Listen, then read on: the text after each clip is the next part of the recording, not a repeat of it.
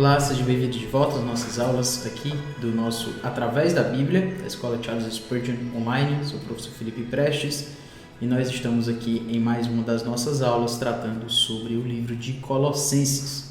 Aqui na última aula a gente falou sobre a importância de nós analisarmos e pensarmos os outros povos, ou seja, são o outro grupo de pessoas para que normalmente o Evangelho não chega, pessoas que são diferentes de nós, que estão distantes de nós, mas que também precisam ouvir do Evangelho.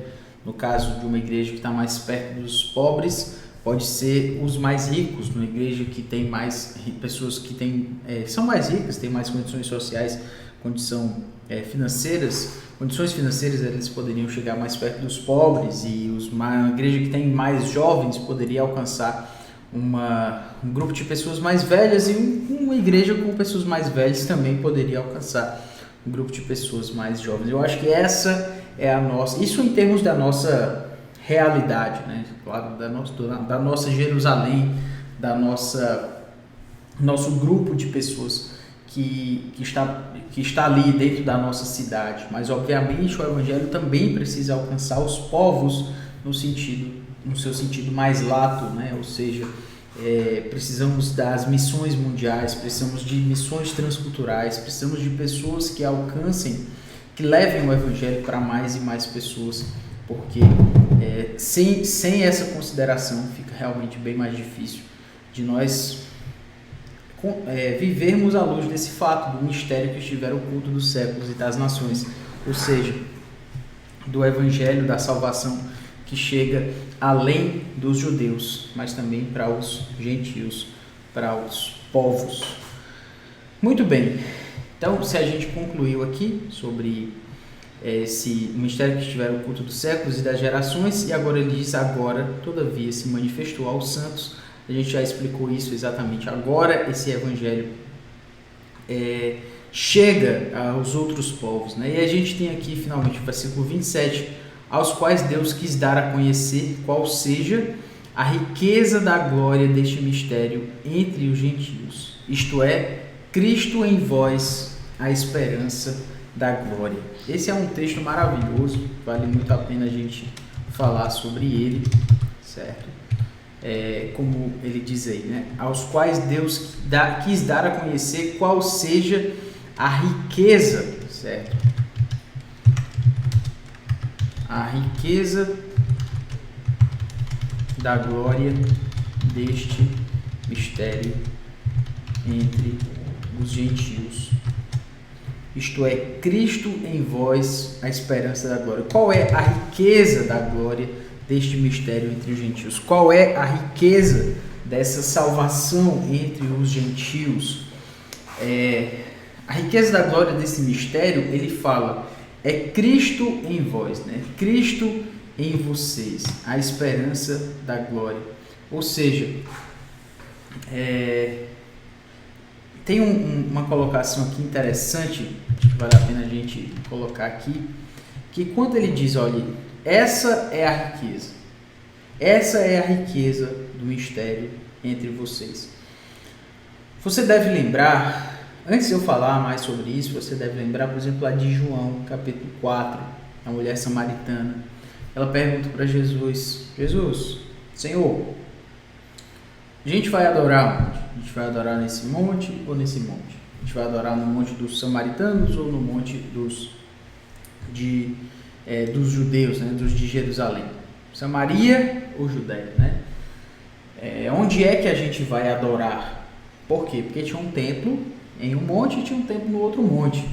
Tinha um templo dos samaritanos e tinha um templo lá de Jerusalém. E ela pergunta para Jesus sobre isso. E o que Jesus responde? Jesus diz, olha,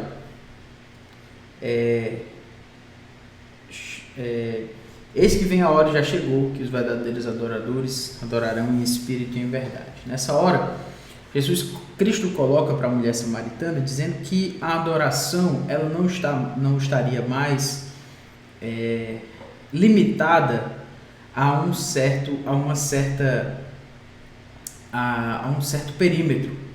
A adoração não estaria mais focalizada num momento só. A adoração agora estaria focalizada no mundo inteiro, certo? Ou seja, dentro do adorador. O adorador haveria agora de adorar em qualquer lugar que ele fosse adorar a Deus. Isso quebra a parte comunitária da adoração? Claro que não. Tanto que depois disso, em Atos, a gente tem a igreja adorando, mas agora exatamente a igreja ela fica em qualquer localidade, um grupo de pessoas ali reunidos com o propósito de adorar a Deus, de cumprir as ordenanças, pregar o evangelho, é a igreja. E a gente vê isso acontecendo no Novo Testamento.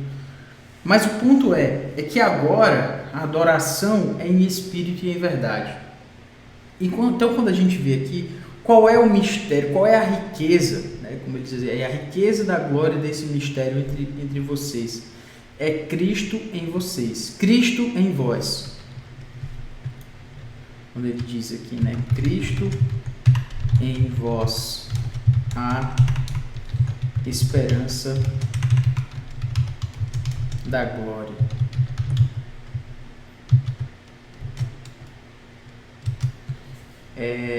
O que é muito interessante sobre isso é que antes a filiação das pessoas, né, dos judeus, estava ligada ali a Abraão, estava ligado à sua descendência e tal. Agora tudo mudou. Agora é Cristo em vocês, Cristo habitando em vocês, judeus e gentios. Agora Deus habita nessas pessoas. Agora Deus habita dentro de nós e essa é a riqueza. Antes Deus habitava num templo, antes Deus habitava numa tenda. Era para lá onde as pessoas deveriam ir para adorarem a Deus. Deus não é que Deus deixou de ser onipresente, óbvio que não, esse não é o ponto, mas há uma diferença agora no fato de que Deus agora ele está ali para qualquer um, certo? No sentido que ele agora habita em qualquer um.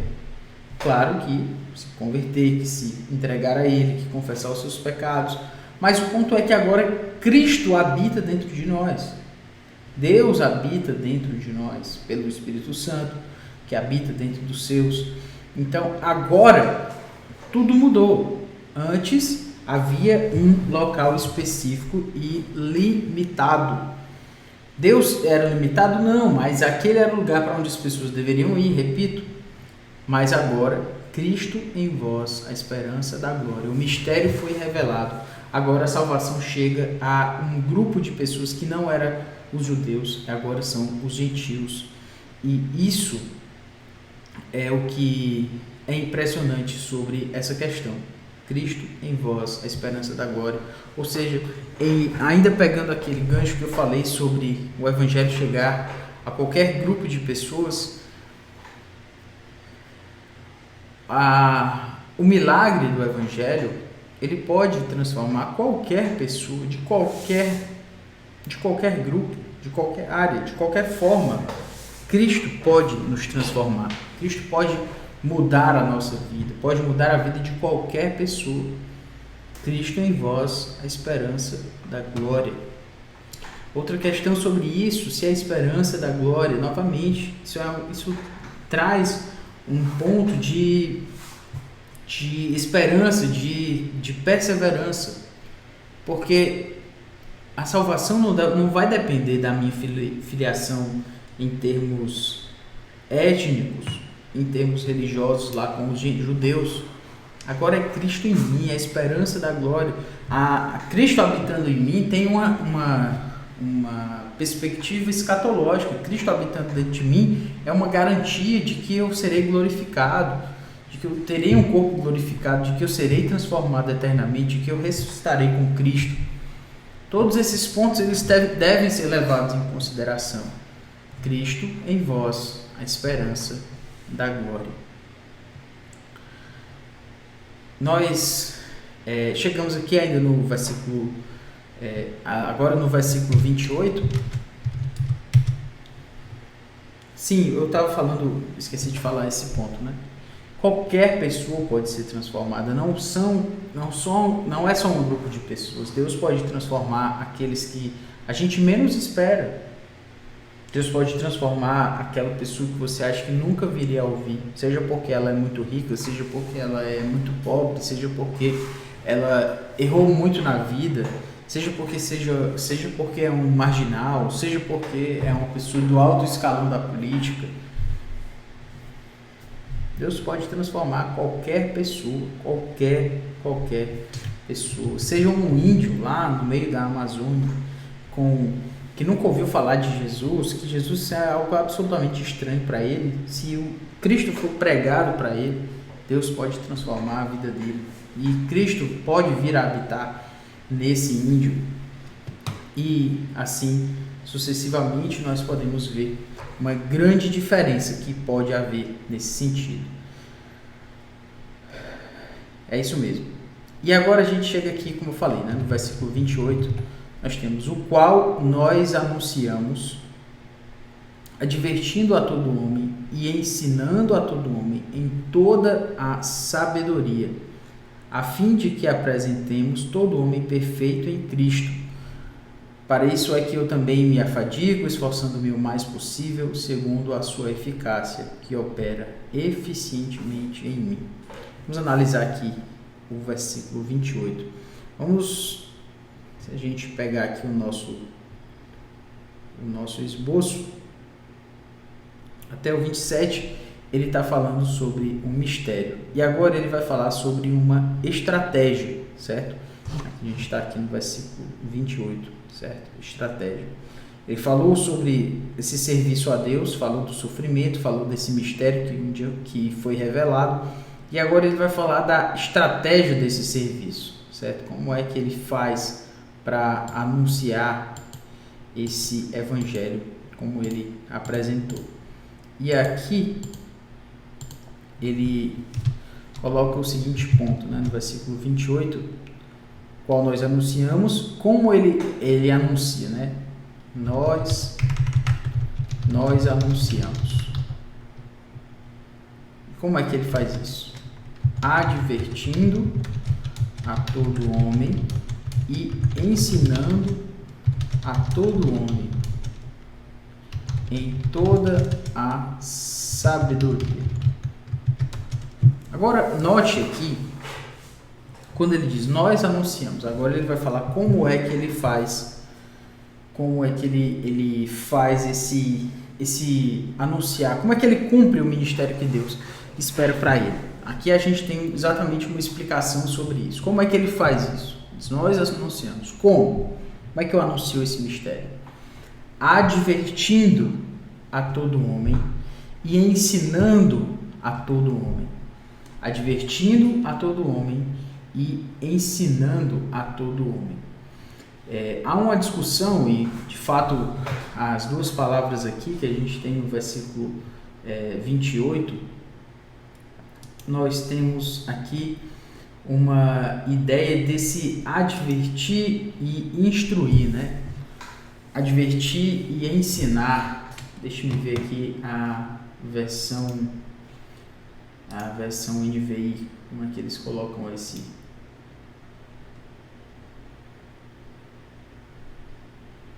Aqui a gente tem o versículo 28. Advertindo e ensinando, a mesma ideia aí, Advertindo e ensinando. Pronto. São boas palavras, não preciso aqui me demorar para a gente poder entender os pontos aqui. Basicamente, o que eu quero mostrar é que a estratégia de Paulo anunciar esse evangelho, esse mistério que é o evangelho chegar aos judeus e gentios, e como ele cumpre esse ministério que Deus colocou para ele, de anunciar esse evangelho para todo tipo de homem, ele diz, é advertindo e ensinando. Já a gente fala sobre todo homem, como ele repete aí. Mas advertir e ensinar são dois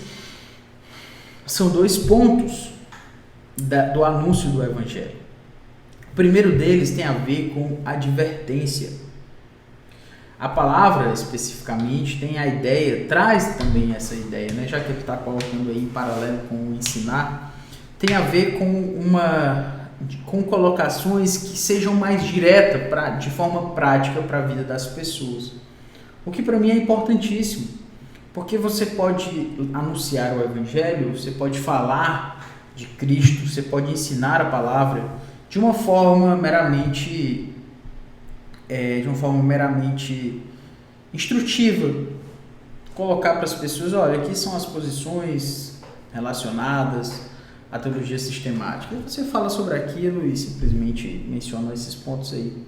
Ou ao invés de fazer isso, você pode anunciar, ou seja, você pode ensinar, mas você também pode tocar na vida das pessoas, aplicar o texto à vida das pessoas e adverti-las, exortá-las.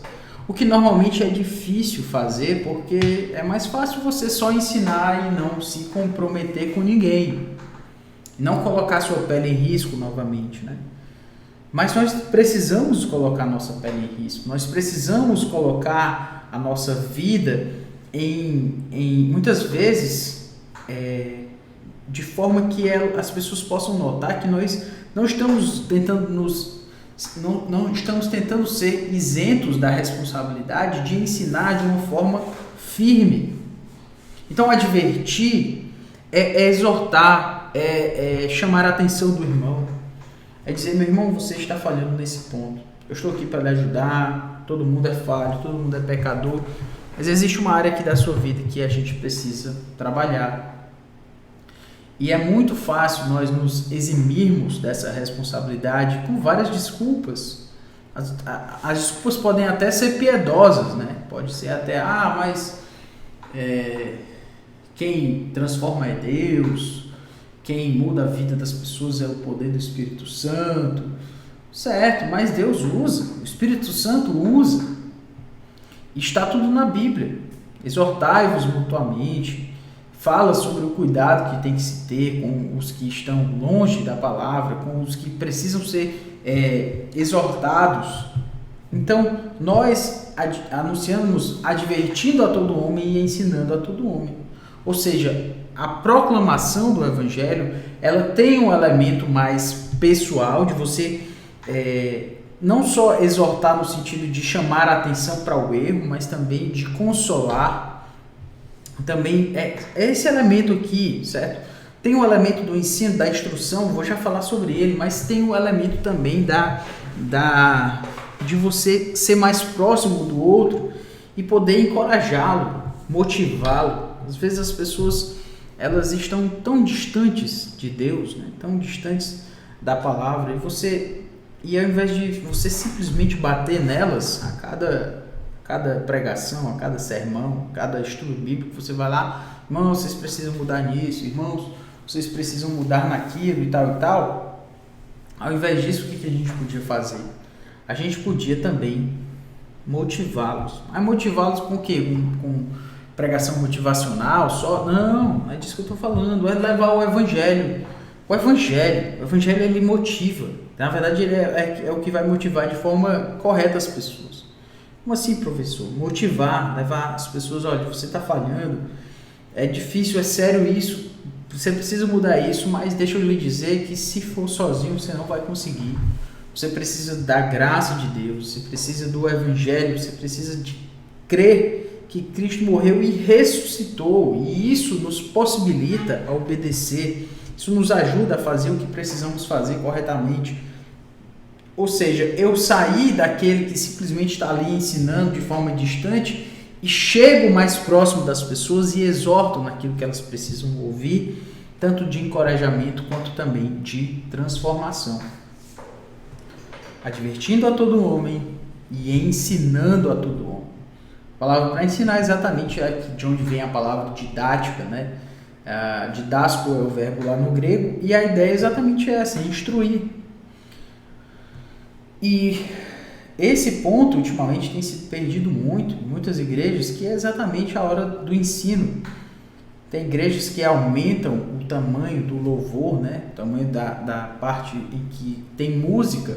Estou falando de louvor, eu sei que nós louvamos a Deus com a pregação da palavra e tal, mas estou falando aqui em termos da liturgia que você dá o tempo para a música. Tem muitas igrejas que a música é o tempo principal do culto, e você fica ali horas cantando e às vezes tem 10 minutos de mensagem. Ora, 10 minutos de mensagem para 2 horas de música. Não faz sentido. Se é um culto, por quê? Porque precisa-se anunciar a todo homem e ensinar a todo homem. São os 2 pontos aí. Então você ensina, claro, você proclama o evangelho, você proclama a mensagem da palavra de Deus no quesito de cuidados que estão no erro, cuidados nos que estão mais fracos, cuidados que estão mais desmotivados, mas ao mesmo tempo corrigindo aqueles que precisam de correção, que precisam de um ensino transformador, mas ao mesmo tempo precisa-se anunciar a palavra de uma forma que as pessoas sejam instruídas.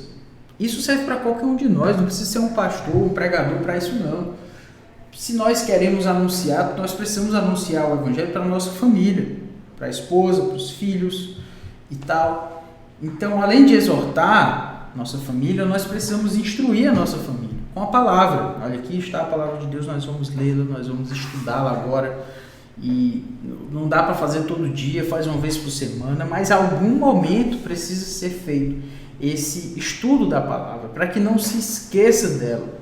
Porque nós precisamos todos os dias de instrução e também de advertência. Nós precisamos do ensino e nós precisamos da exortação.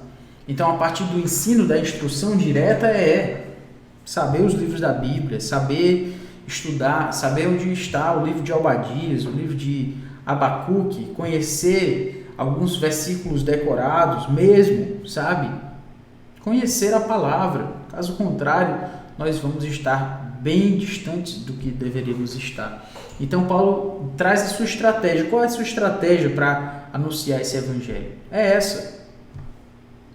Advertir a todo homem, ensinar a todo homem. E agora eu quero chamar a atenção exatamente para a expressão, né? Quando ele diz aqui, todo homem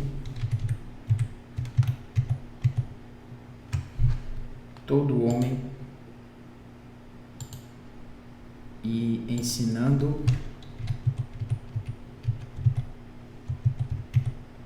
a todo homem.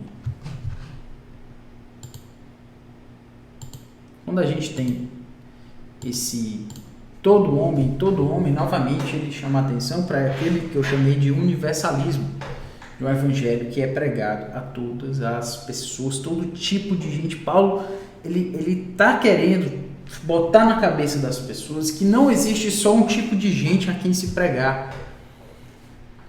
E eu não vou olhar para a ênfase de Paulo e esquecer dela, certo? Eu não vou deixar olhar para um texto desse e tirar e não dar a ênfase que Paulo deu. E se ele deu a todo homem, é porque a gente precisa chamar a atenção para todo homem, todo tipo de gente, rico, pobre, negro, branco, de qualquer bairro, um bairro mais nobre, um bairro mais na periferia, mais na comunidade, não sei. O que eu sei é que tem que ser para todo homem. E a gente tem que deixar dessa conversa de igreja dos mais jovens, a igreja dos jovens, a igreja dos punks, a igreja dos judeus, a igreja dos sei lá o que, sabe? Isso é um contrassenso. Quando eu vejo esse tipo de coisa, eu fico muito triste. Porque o evangelho não é isso. O evangelho é para todo tipo de gente. E nós precisamos ensinar a todo tipo de gente. Divertindo a todo homem e ensinando a todo homem. E ele fala aí em toda a sabedoria. Em toda a sabedoria. Mais uma vez ele chama a atenção para essa ideia de conhecimento. Lembra da ideia lá da gnosis, da ideia de que nós precisamos de um conhecimento especial. A sabedoria, ela vem do alto, sabe? É claro que nós precisamos estudar, aprender, mas se nós não temos a sabedoria que vem do alto, nós não ensinamos nada, sabe? nós não ensinamos nada. As pessoas não vão aprender, se elas vão aprender errado, ou vai estar tudo errado. Ensinando a todo homem, ou seja, um ensino instrutivo, um ensino exortativo, e fazendo isso com toda a sabedoria. Todo, novamente a expressão todo aí, né? Então, completo, inteiro, totalidade, são elementos aí que nós podemos chamar a atenção. Por enquanto ficamos por aqui, na próxima aula a gente continua. Um grande abraço e até lá. Valeu!